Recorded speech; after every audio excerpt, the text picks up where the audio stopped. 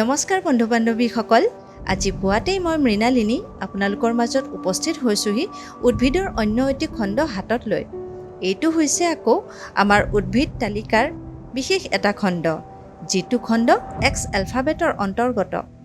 উল্লেখিত এলফাবেটৰ এই বিশেষ গছজোপাৰ বিষয়ে জানিবলৈ ভিডিঅ'টোৰ মাজলৈ আগবাঢ়ি যাওঁ বলকচোন।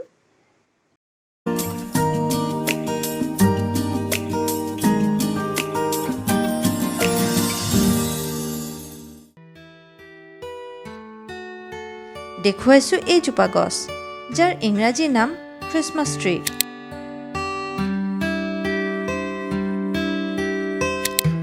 বৈজ্ঞানিক নাম আৰাউকেৰিয়া কোলামনাৰিছ, আৰু অসমীয়াত যাক কোৱা হয় কুক পাইন বা নৰফক আইলেণ্ড পাইন বুলি, যিটোক ভাৰতকে ধৰি বিশ্বৰ কিছুমান ঠাইত বৰদিনৰ গছ বুলি জনা যায়।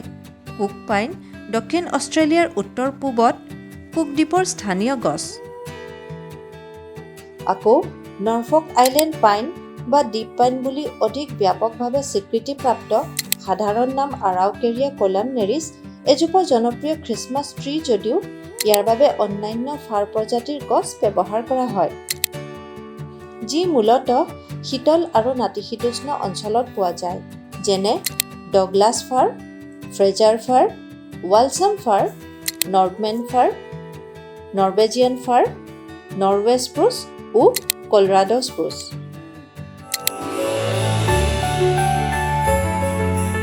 আকৌ বৰদিনৰ গছৰ বাবে দেৱদাৰু আদি চিৰসেউজ গছ ব্যৱহাৰ কৰা হয়।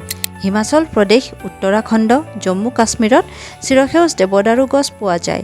কানাডা আৰু আমেৰিকাৰ দৰে ঠাণ্ডা ঠাইত ৱালছাম ফাৰ আৰু অন্যান্য প্ৰকাৰৰ ফাৰ গছ গজে।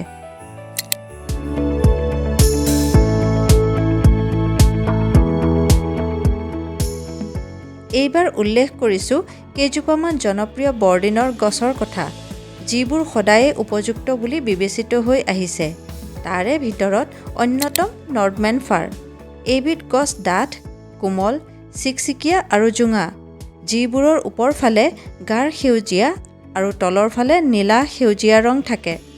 ইয়াৰ আগবোৰ বিভিন্ন ধৰণৰ খ্ৰীষ্টমাছ সাজ-সজ্জাৰ উপকৰণবোৰ সুন্দৰকৈ ধৰি ৰখাৰ বাবে উৎকৃষ্ট বুলি কোৱা হয়।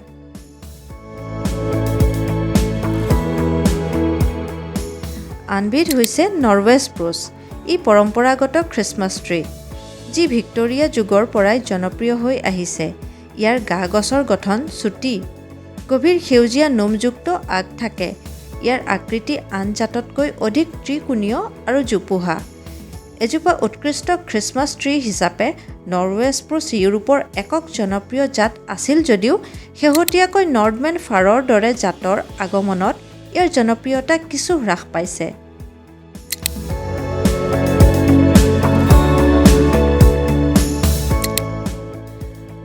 অন্য এবিধ গছ চাৰ্বিয়ান বা আমেৰিকা স্প্ৰুচ খ্ৰীষ্টমাছ গছৰ ভিতৰত অন্যতম।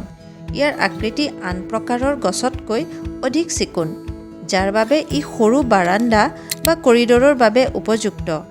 ইয়াৰ আগ নৰৱে স্প্ৰুচৰ দৰেই যদিও সমতল আৰু কোমল। ইয়াৰ ৰং নীলা আৰু তলৰ ফালে প্ৰায় বগা। ডালবোৰ অলপ তললৈ নামি গৈছে যদিও ব্যৱধান সঠিক মাপত আছে, যাৰ ফলত আগবোৰ সজাবলৈ সহজ হৈ পৰে।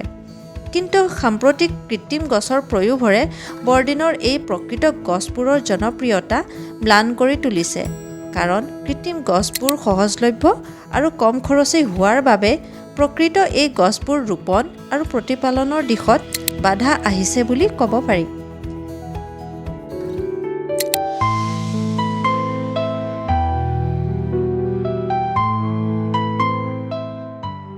কিন্তু দৰ্শকসকল, বৰদিনৰ এই উৎসৱৰ সময়ত এজোপা গছক ৰঙীন লাইট, উপহাৰ, ৰিবন আদি আলোকসজ্জাৰে কিয় সজাই তোলা হয় আৰু এই পৰম্পৰা কিদৰে আৰম্ভ হ'ল, এবাৰ জানিবলৈ মন যোৱা নাইনে বাৰু? গতিকে আহকচোন এবাৰ জানিবলৈ চেষ্টা কৰোঁ।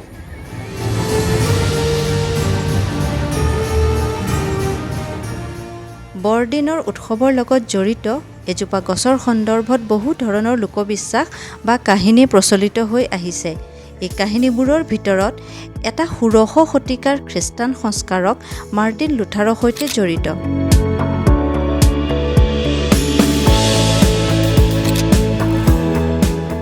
মতে এবাৰ মাৰ্টিন লুথাৰে এটা সন্ধিয়া এখন বৰফাবৃত অৰণ্যৰ মাজেৰে খোজকাঢ়ি গৈ আছিল। মাৰ্টিন লুথাৰৰ চকু হঠাৎ অৰণ্যৰ মাজত থকা এজোপা চিৰসেউজ গছৰ ওপৰত পৰিল।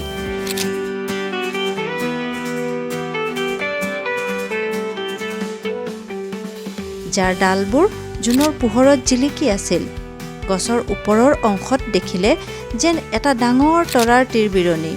বিস্ময়াভূত লুথাৰ এই দৃশ্যৰ দ্বাৰা অনুপ্ৰাণিত হৈ তেওঁ নিজৰ ঘৰত এজোপা চিৰসেউজ গছ ৰোপণ কৰি তাত সৰু সৰু মমবাতিৰে গছৰ ডালবোৰ সজাই তাক পোহৰাই তুলিলে। লগতে এই চিৰসেউজ গছজোপা যীশুৰ জন্মদিনত সুন্দৰকৈ সজাই পৰাই ৰঙীন কৰি তোলাৰ প্ৰথা তেতিয়াৰ পৰাই হয়তো আৰম্ভ হ'ল আৰু এনেকৈয়ে এই গছ বৰদিনৰ গছলৈ ৰূপান্তৰিত হয়। ৰোপণৰ প্ৰথাও ইয়াৰ পিছতেই আৰম্ভ হৈছিল।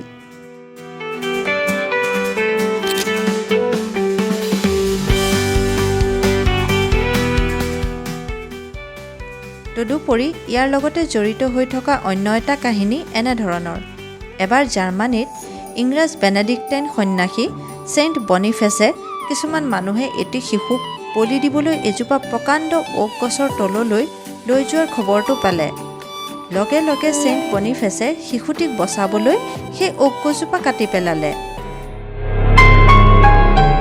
কিন্তু তেওঁ কাটি পেলোৱা গছজোপাৰ ঠাইত ফাৰ বা পাইন গছ গজি উঠিল। মানুহে এই গছজোপা অলৌকিক গছ বুলি কোৱা আৰম্ভ কৰিলে। বনিফেছেও সকলোকে এই গছজোপা ঐশ্বৰিক আৰু তাৰ ডালবোৰো স্বৰ্গৰ ফালে আঙুলিয়াই আছে বুলি ক'লে। বিশ্বাস কৰা হয় যে তেতিয়াৰ পৰাই যীশুৰ জন্মদিনত খ্ৰীষ্টান লোকসকলে এই গছজোপা ৰোৱা আৰু তাক সজাই তোলাৰ পৰম্পৰা আৰম্ভ কৰিছিল। অমৰ আৰু অনন্ত জীৱনৰ প্ৰতীক হিচাপে এইজোপা গছ বৰদিন উদযাপনৰ এক প্ৰধান অংশবিশেষ হিচাপে ব্যৱহাৰ কৰাটো প্ৰাচীন মিছৰীয়সকলৰ সময়ৰ পৰা আৰম্ভ হোৱা বুলি প্ৰবাদ চলি আহিছে।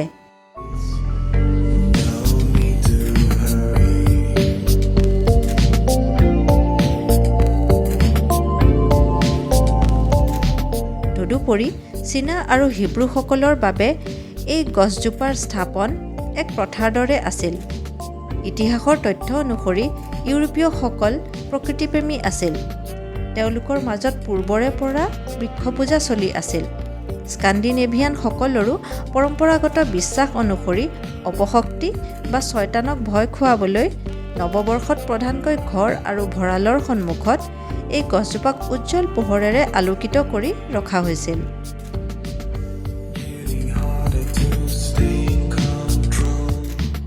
জাৰ্মানীত লোকসকলে বৰদিনৰ সময়ত প্ৰধানকৈ ইউল নামৰ এবিধ গছক সুন্দৰকৈ সজাই পৰাই তেওঁলোকৰ ঘৰৰ প্ৰৱেশ দুৱাৰত ৰাখিছিল। 1820 চনৰ পৰা আমেৰিকাত বৰদিনৰ জনপ্ৰিয়তা বাঢ়িবলৈ আৰম্ভ কৰাৰ পিছতেই 1830 চনৰ ভিতৰত তাত বৰদিনৰ গছে প্ৰচুৰ জনপ্ৰিয়তা লাভ কৰি উঠে আৰু প্ৰায় ঘৰে ঘৰে ইয়াক লক্ষ্য কৰা যায়।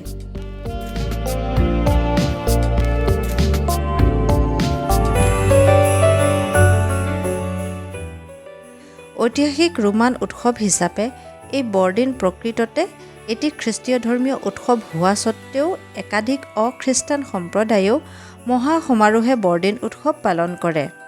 আন কোনো ঠাইত উৎসৱৰ আয়োজনত প্ৰাক খ্ৰীষ্টীয় আৰু ধৰ্মনিৰপেক্ষ বিষয় ভাৱনাৰ সমাৱেশো দেখা যায়। গীৰ্জাত ধৰ্মোপাসনা, সংগীত, খ্ৰীষ্টমাছ কাৰ্ডৰ বিনিময়, উপহাৰ প্ৰদান, ভোজ, খ্ৰীষ্টমাছ বৃক্ষ, আলোকসজ্জা, মালা মিছলটো, যীশুৰ জন্মৰ দৃশ্য আদি সমন্বিত এক বিশেষ ধৰণৰ সাজসজ্জাৰ প্ৰদৰ্শনী আধুনিক কালৰ বৰদিন উৎসৱ উদযাপনৰ এক বিশেষ অংগ। এই ক্ষেত্ৰত ইউৰোপৰ এখন দেশ পোলেণ্ডত উদযাপিত বৰদিনৰ উৎসৱৰ এটা সুন্দৰ পৰিৱেশৰ কিছু অংশ দেখুৱাবলৈ বিচাৰিছোঁ।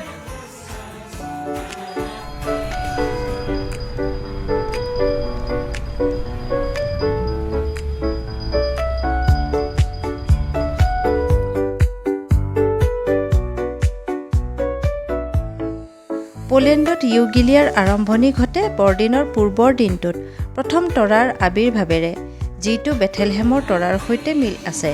প্ৰথম তৰাটোৰ আবিৰ্ভাৱ ইমানেই গুৰুত্বপূৰ্ণ যে ইয়াক অকণি তৰা বা গিয়াজ ডকা বুলি এটা মৰম লগা নাম দিয়া হৈছে। সেইদিনা সন্ধিয়া ল'ৰা ছোৱালীবোৰে উৎকণ্ঠাৰে আকাশখনলৈ চাই থাকে, এই আশাত যে দেখাৰ লগে লগে প্ৰথমে চিঞৰিব, তৰা আহিলা।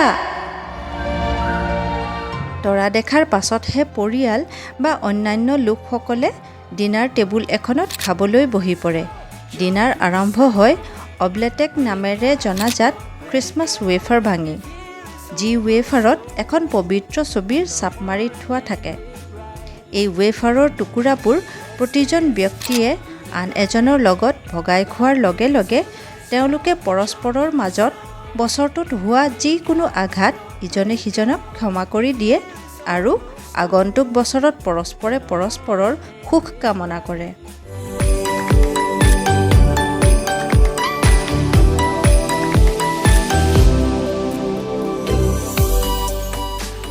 পৰম্পৰাগতভাৱে বৰদিনৰ গছবোৰ কাঁচৰ বল, মালা, ৰং কৰা কণীৰ খোলা, চিকচিকীয়া ৰঙা আপেল, আখৰোট, বিভিন্ন আকাৰৰ মেৰিয়াই থোৱা চকলেট, মমবাতি আদিকে ধৰি বহুতো ঘৰত বনোৱা উপকৰণেৰে সজাই তোলা হয়। প্ৰতিজোপা গছৰ ওপৰত এটা তৰা বা জিলিকি থকা গছৰ টোপ থাকে।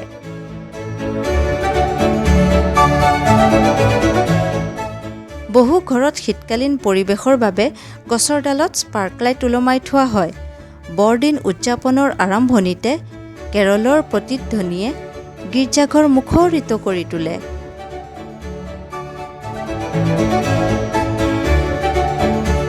যীশুৰ মহান অমৃত বাণীয়ে গীৰ্জাঘৰৰ সকলোকে যেন সন্মোহিত কৰি তোলে।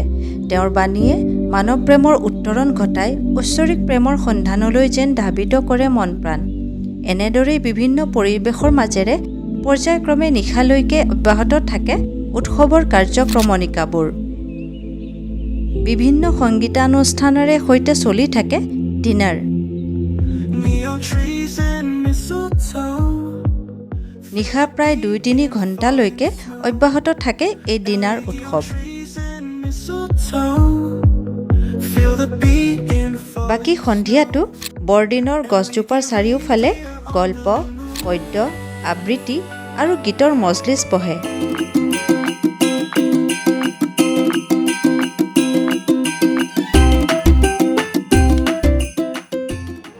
পৰিয়াল আৰু বন্ধু বান্ধৱীয়ে ইজনে সিজনৰ লগত সময় কটায়, উপহাৰ বিনিময় কৰে।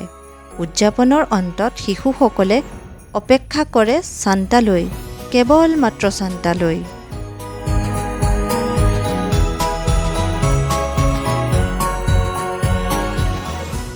প্ৰায়ে বগা দাড়ি থকা, ট্ৰিমযুক্ত ৰঙা চুট পিন্ধা এজন মোটা আনন্দময় সুখী মানুহ হিচাপে চিত্ৰিত আৰু শিশুক ভাল পোৱা এই কিংবদন্তি ব্যক্তি ছেইণ্ট নিকোলাছে সদায়ে মাজনিশা উপহাৰ এৰি থৈ গৈছিল, কাৰণ তেওঁ নিজৰ পৰিচয় আনৰ আগত কেতিয়াও প্ৰকাশ কৰিব বিচৰা নাছিল।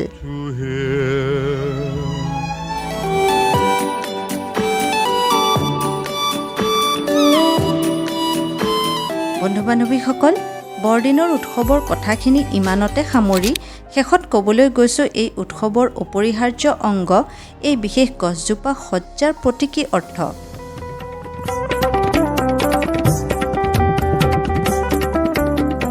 এই গছৰ সজ্জাই এইটোৱে প্ৰতীক কৰিছে যে ইয়াৰ চিৰসেউজ প্ৰকৃতিয়ে স্থিতিস্থাপকতাক প্ৰতিনিধিত্ব কৰে, পোহৰে আশা আৰু পথ প্ৰদৰ্শনক, অলংকাৰে লালন পালন, স্থিতি আৰু আকাংক্ষাক প্ৰতিফলিত কৰে। তদুপৰি গছৰ চাৰিওফালে উপহাৰ দিয়াৰ বাবে গোট খোৱাৰ কাৰ্যই একত্ৰিতা ও সদিচ্ছাৰ অনুভূতিক সৃষ্টিক প্ৰতীক কৰে।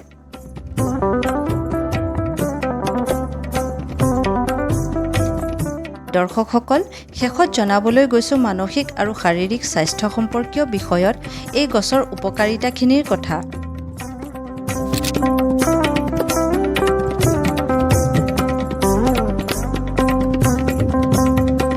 ঘৰত প্ৰকৃত বৰদিনৰ গছ থাকিলে প্ৰকৃতিৰ সৈতে সংযোগ গঢ়ি উঠিব পাৰে, যিয়ে মানসিক সুস্থতাৰ উপৰিও ইতিবাচক প্ৰভাৱ পেলোৱা বুলি জনা যায়।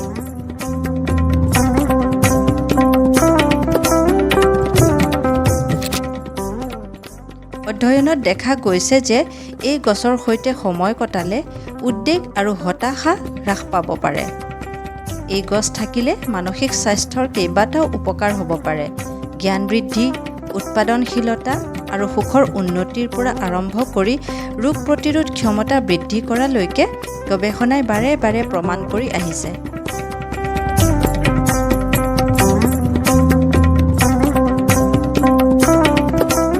প্ৰকৃতিৰ সংযোগ আৰু সজোৱাৰ আনন্দৰ জৰিয়তে সুস্থতাৰ অনুভূতি বৃদ্ধি কৰা আদিও অন্তৰ্ভুক্ত।